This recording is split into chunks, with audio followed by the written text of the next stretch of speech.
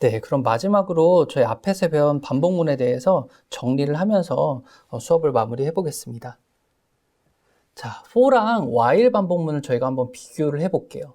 제가 hello라는 문장을 3번 반복 출력하는 코드를 for문이랑 while문으로 한번 만들어 보겠습니다.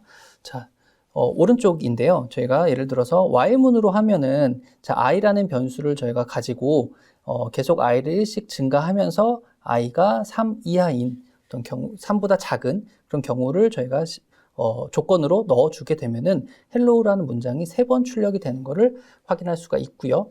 그 다음에 for문을 통하면은 더 간단하게 range 0,3 이렇게 하면은 0, 1, 2 3번 반복이 되면서 저희가 hello라는 문장이 3번 출력되는 것을 확인할 수가 있습니다. 즉 이제 요거의 차이를 보면은 이제 for문은 처음부터 제가 반복 횟수, 범위를 제시를 하게 되어 있죠. 자, 이 range를 통해서 저희가 제시를 하는 거고요. while문은 저희가 조건이 만족하는 한 계속적으로 반복을 수행하는 그런 방식을 좀 따르게 되어 있습니다. 즉 이제 무한반복이 필요하면서 특정 조건 만족 시 반복을 멈춰야 하는 그런 태스크에는 while문이 조금 더 적합해요. 네. 근데 처음부터 반복 횟수를 정한 채 수행되어야 하는 그런 태스크에는 for문이 더 적합하다. 이렇게 좀 정리를 해볼 수가 있습니다. 그래서 어느 것이 더 좋고 나쁘다, 뭐 어느 것이 더 편하고 이런 것을 떠나서 저희가 수행해야 되는 태스크에 따라서 어떤 작업을 코드로 표현하고 싶다라고 했을 때 그 작업의 성질에 따라서 저희가 for 반복문을 쓸지 while 반복문을 쓸지 이런 것을 결정을 하게 됩니다. 자, 그러면 요거를 좀 더 저희가 코드를 for랑 while 반복문을 비교하는 코드를 조금 더 설명을 드릴게요. 자, 1부터 10까지 짝수만 더하는 코드를 저희가 for문과 while문으로 한번 만들어 보겠습니다. 그래서 프로그램을 작성하다 보면은 보통 이제 반복문 안에 조건문을 사용하는 경우가 많은데요.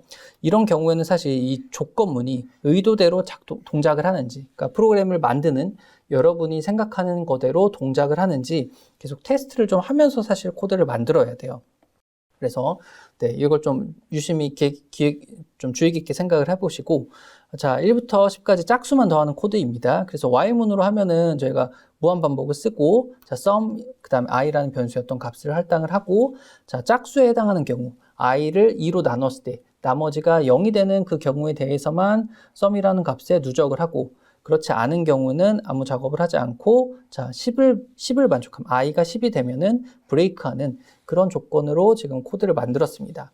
당연히 i는 처음엔 0이었지만 1씩 증가하는 코드도 넣어놨고요. 자, 이렇게 만들 수가 있고요.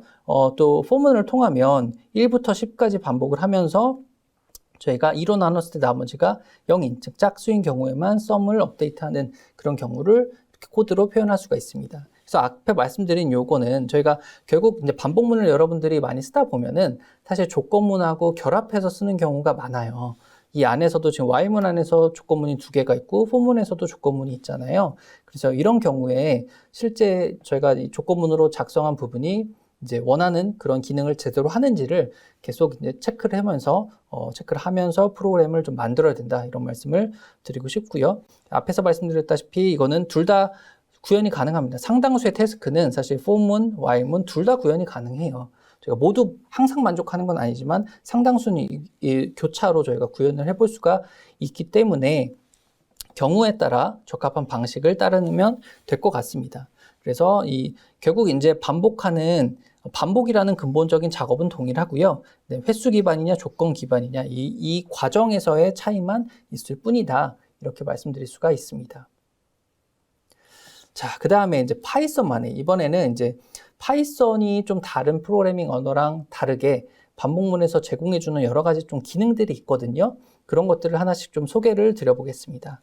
일단 reversed라는 함수가 있어요. 자, 재미있는 함수인데 이것도 자, 파이썬에서 reversed라는 함수는 인터프리터가 제공해주는 내장 함수 중에 하나입니다. 그러니까 기본적으로 디폴트로 제공해주는 print나 input 같은 함수 중에 하나다. 이렇게 보시면 되고요.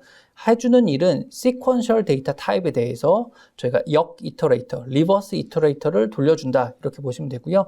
쉽게 말해서 숫자를 거꾸로 접근할 수 있게 해준다. 이렇게 이해하시면 될 것 같아요. 자, 거꾸로 숫자를 접근하면서 해당 숫자를 변수에 할당할 수 있기 때문에 포문에서 이런 성질도 많이 씁니다.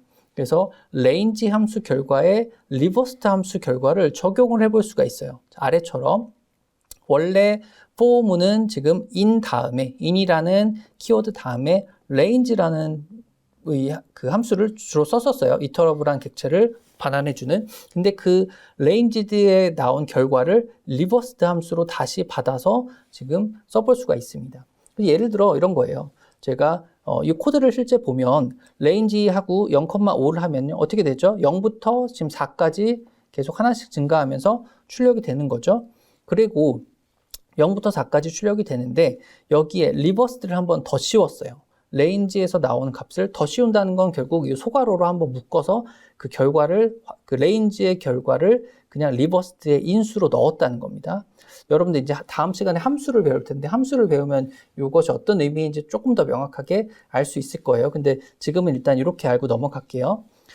이렇게 되면은 결국 레인지가 반환해주는 값이 0부터 4까지 값인데 이거를 역 이터레이터 숫자를 거꾸로 접근할 수 있게 해준다는 겁니다. 그러면은 4, 3, 2, 1, 0 이렇게 리버스를 적용했을 때는 i가 갖고 있는 값이 처음 반복에서는 4, 두 번째 반복 3, 쭉 다섯 번째 반복에선 0이라는 값을 갖고 있는 것을 확인해 볼 수가 있습니다. 재밌는 기능이죠. 결국 이제 i라는 값을 저희가 거꾸로 뭔가 가지고 거꾸로 된 값을 활용하고 싶다라고 하면 리버스라는 함수를 쓰시면 됩니다.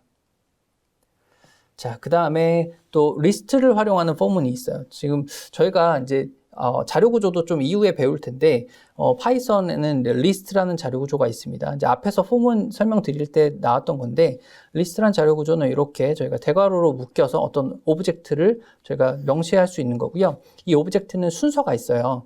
첫 번째 명시된 오브젝트가 앞에 있는 순서고 그 다음 순서, 그 다음 마지막 순서 이렇게 저희가 명시할 수 있는 자료 구조가 있습니다.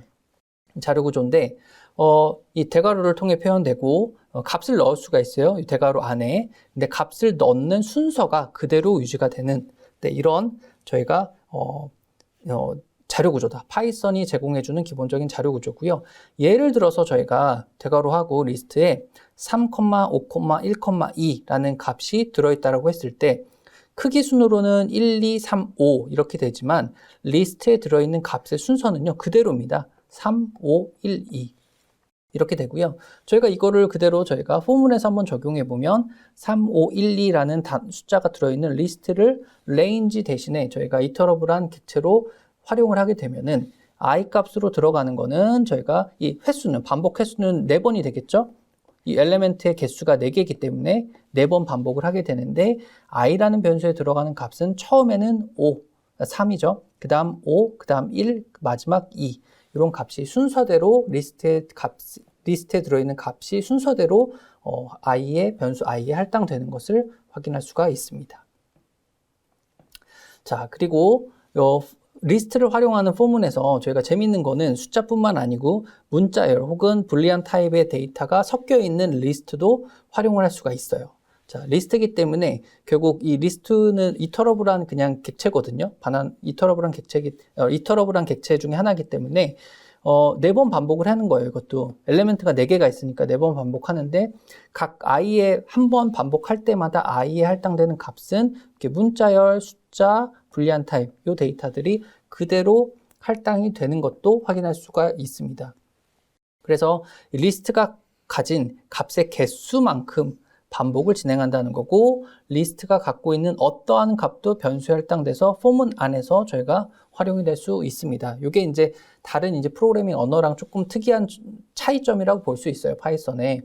파이썬이 조금 더 플렉서블하고 좀 이런 기능을 제공하기 때문에 쉽게 저희가 실제 현실 세계에 있는 어떤 그런 작업을 코드로 더 간단하게 이렇게 쉽게 표현할 수가 있다라는 특징이 있습니다. 자, 그리고 또 이것뿐만 아니고요. 저희가 순서가 있는 자료형은 어떤 것이든 활용이 되는데 그중 하나가 저희가 문자열 같은 경우 이것도 순서가 있어요. 이런 것도 저희가 반복 횟수를 저희가 제공해 줄 수 있는 자료로 쓸 수가 있습니다. 문자열 같은 경우 저희가 강원대학교를 예를 들어서 넣어서 포문을 돌리면요. range 대신에 강원대학교라는 문자열을 넣어서 돌리면요. 가장 첫 번째 단어부터 저희가 마지막 단어가 교자죠. 단어까지 총 5번 반복되는 그런 반복문을 얻을 수가 있습니다. 그리고 이렇게 공백이 있는 것도 가능하죠. 파이썬 한번 띄고 프로그래밍이다라고 하면은 공백까지 포함을 해갖고 총 8번 이런 건, 총 9번이죠. 9번 반복이 되는 것도 확인해 볼 수가 있습니다. 재미있는 기능이죠. 이 문자열 같은 것도 어떤 순서가 있으면 포문의 어떤 자료, 포문을 통해서 반복문을 만들어 볼 수 있다라고 하는 것이 하나의 재미있는 특징이 될 것 같습니다. 자, 그리고 enumerate라는 함수가 있어요.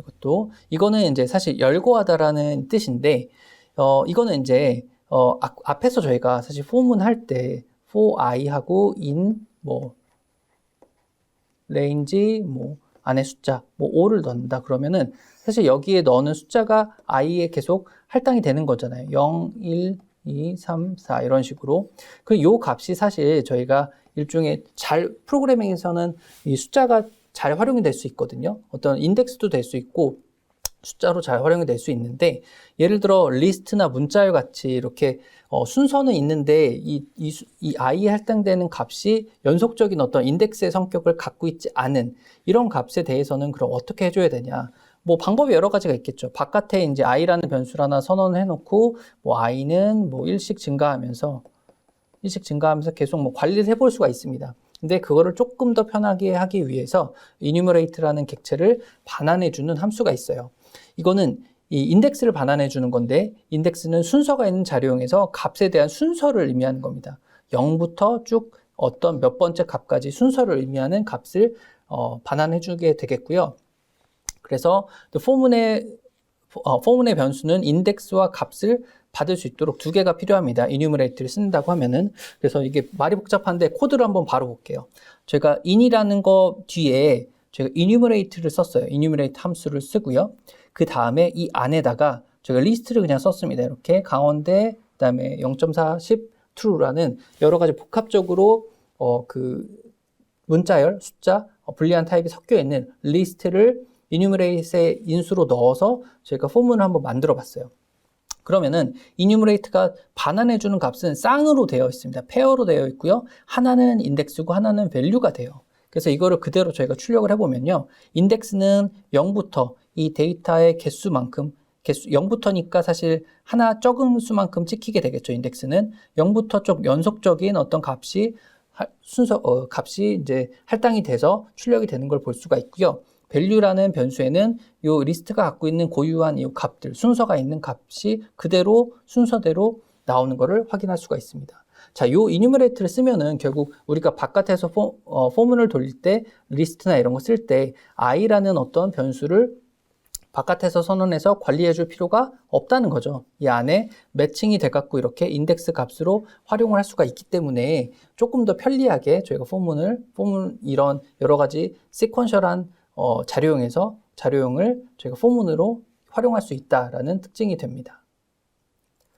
자, 그래서 요거를 저희가 문자열도 충분히 가능하죠. 문자열도 저희가 enumerate 함수에 넣어서 인덱스랑 value를 한번 찍어 보면요.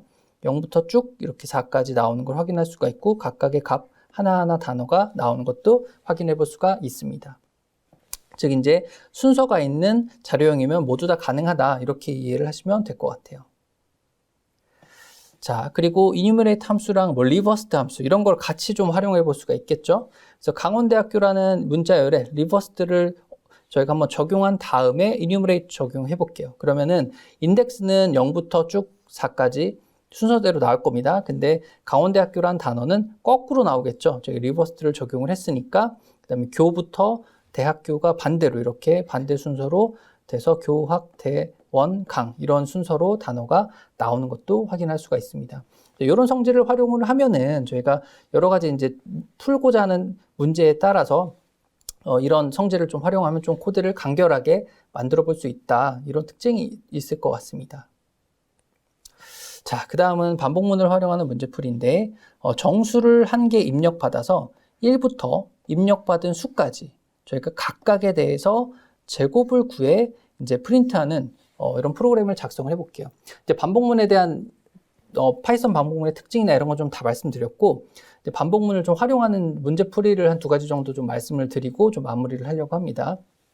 그래서 1부터 입력받은 수까지 제곱수를 출력하는 그런 걸 포문을 통해서 한번 만들어 볼게요. 그러면은 사용자가 입력한 숫자까지 지금 반복을 해야 되니까 1부터 1, num 플러스 1까지 지금 반복을 하는 거고요. 이러면 num으로 주어진 수만큼 반복을 할 수가 있는 거죠. 그랬을 때 그 숫자 그리고 그것의 제곱값을 같이 출력을 하게 되기 때문에 4라는 저희가 만약에 숫자를 인풋 함수를 통해서 입력을 했다라고 하면은 1부터 4까지 이렇게 반복이 되는 건데 각각의 제곱값 1의 제곱은 1이고 2의 제곱은 4, 3의 제곱 9, 4의 제곱 16 이런 것이 출력이 되는 것을 확인해 볼 수가 있습니다.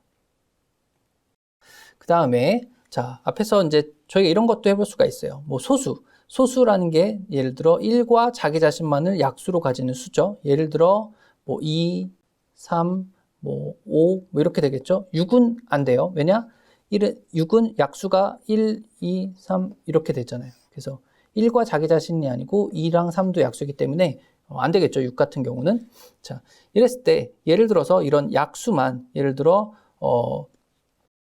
그렇죠. 이런 것들이 이제 소수인데 2부터 입력받은 정수까지 수 중에 모든 소수를 찾아 출력하는 코드 이런 걸 한번 while문을 이용해서 한번 작성을 한번 해볼게요. 조금 어려울 수 있는데 이거 어렵다는 거는 이제 모든 수에서 입력받은 정수까지의 모든 정수에 대해 소수를 찾는 방법이 뭐냐 이것 때문에 좀 어려울 수도 있는데 그것만 알면은 사실 while문으로 만드는 것 자체는 쉽게 해볼 수가 있습니다.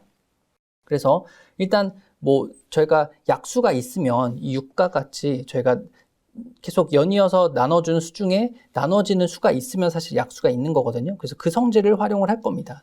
그래서 일단 입력을 하나 받습니다. 최대의 수 maxnum이라는 단어로 입력을 받고요. 처음 시작하는 수는 2부터 시작을 하겠습니다. 그래서 2부터 시작을 해갖고 maxnum이 그 사용자로부터 입력받은 수가 현재 그 수보다 현재 저희가 시작하는 수는 2였고 계속 증가하면서 나오는 수보다 같은지 작은지 얼마나 작거나 같은지 확인해 갖고 커지면 이제 while 반복을 멈추는 거죠. 그래서 이거는 특정한 조건이 만족하면은 이제 자연스럽게 이 조건에 따라서 멈추게 되어 있을 겁니다.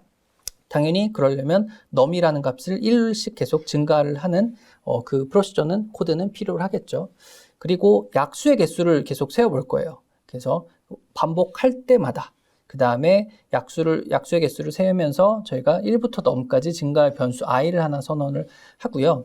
그랬을 때 이 i라는 변수가 num보다 작거나 같다고 하면은 그 num을 i로 한번 나눠보는 거예요. 그래서 나머지가 0이다. 만약에 나머지가 0이라는 건 나눠 떨어진다는 거거든요. 예를 들어서 num이 지금 5라고 해볼게요. num이 5면은 자 5를 처음에 1로 한번 해보는 겁니다. num을 6으로 한번 해볼게요. 아까 6으로 한번 해보면 6을 처음에 1로 나눠보면 나머지가 자 1로 바로 나누어지죠. 나누어지니까 상관없겠고 2로 나누어지면은 지금 나머지가 지금 보면 이것도 나누어지는 거죠. 나누어지면은 약수입니다. 1을 제외하고 나머지 계속 증가를 하는 거죠. 그래서 나누어지면 약수다라는 2나 3은 지금 나누어지는 거예요. 네, 나누어지기 때문에 나누어지게 되면은 약수이기 때문에 이렇게 되면은 카운트를 계속 증가를 하는 거죠. 그러면서 i는 1씩 계속 증가를 하고요. 그래서 이 while문 안에 지금 while문이 들어가 있는 형태예요. 그래서 이런 식으로 저희가 약수를 찾아보는 약수의 개수가 그래서 2가 되면은 사실은 안 되는 거죠. 2가 되면은 죄송합니다. 약수의 개수가 2가 돼야 소수죠. 예, 약수 1과 자기 자신만을 약수로 갖는 거니까 그렇지 않다고 하면은 약수의 개수가 뭐 3개다, 4개다 이러면은 소수가 아닌 거죠.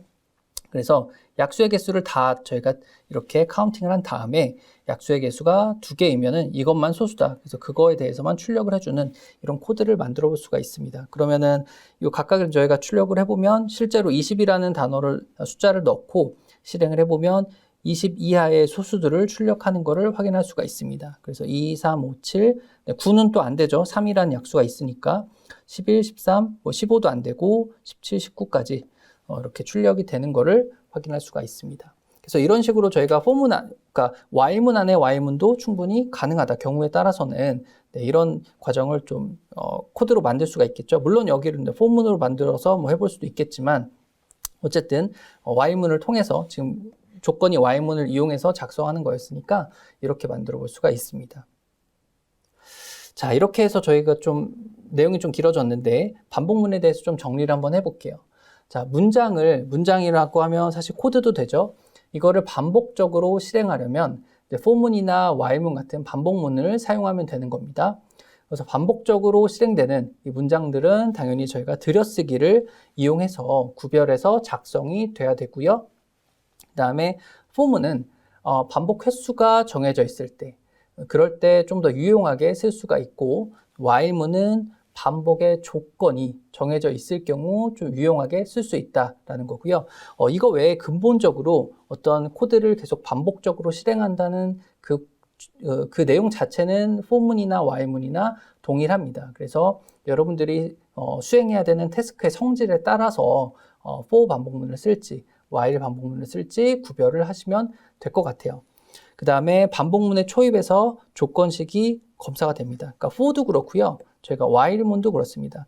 맨 앞에서 초입에서 일단 만족하는지, 이 뒤에 이터러블한 값이 있는지, 혹은 while문은 어떤 조건을 만족하는지 여부가 검사가 되고요. 그거에 따라서 반복문이 실행이 되든지 혹은 전혀 실행이 안 되고 밖으로 바로 나올 수도 있겠죠. 이런 식으로 실행이 되는 거. 즉 여러분들 이 반복문에서는 이제 코드의 흐름을 좀 이해를 하셔야 되고요. 코드의 흐름뿐만 아니고 또 이 for나 while 반복문 안에서는 또 어떤 식으로 동작을 하는지 조금 잘 이해가 안 되시면 아까 제가 코드랑 테이블이랑 같이 매핑해서 보여준 그런 자료를 통해서 실제 이제 반복문의 동작이, 세부적인 동작이 어떻게 되는지를 기본적인 예제를 통해서 명확하게 알고 가시는 것이 도움이 될 것 같습니다. 자, 오늘 수업은 이렇게까지 해서 반복문 수업을 마치고요. 다음 시간에 저희 함수에 대한 이야기를 드리겠습니다. 감사합니다.